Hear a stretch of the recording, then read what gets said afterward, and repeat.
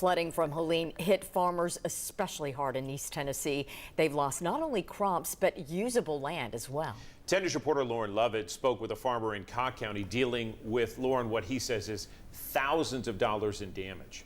John Robin Corbin Neese is a longtime farmer. He and his father were there watching as water levels rose, covering their crops and destroying the land.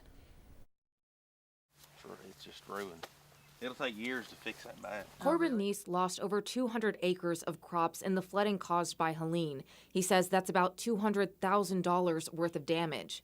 His farm sits between the Pigeon and French Broad rivers, which dump sand onto his once fertile land. Everybody flocks to the rivers because, you know, the low-lying soil is so rich. He's been farming since high school and says he never expected to see this much damage. A typical hurricane coming through, we just get a lot of rain, you know, but nothing like this.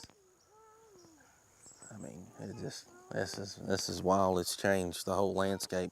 Neese hasn't started recovery yet, but says community efforts have been a big help. People from Middle Tennessee, West Tennessee, Northern Alabama, all the way to Missouri, bringing hay, supplies in. One of the places supplies are going is the Cocke County Fairgrounds. Alicia Payne and her niece Kristen came up with the idea to help gather necessities for farmers. Wanted to help our farmers, help our brothers and sisters, help the little people, because if it had been us, they would have been here to help us too. She says she's heard from so many people who have lost so much. The fear of their livestock, that, you know, how they feed their family, their livelihood, those kinds of situations. And I mean, it's heartbreaking to hear those stories, but we still have them, and everything else can be rebuilt. Neese says some of his crops survived the flood and he's working on harvesting those. He says his next steps are to start recovery in the winter and have crops back by next spring. John.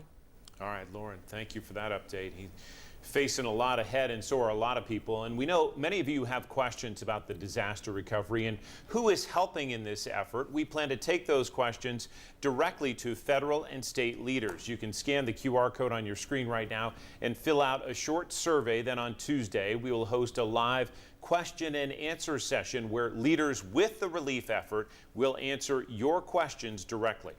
New tonight.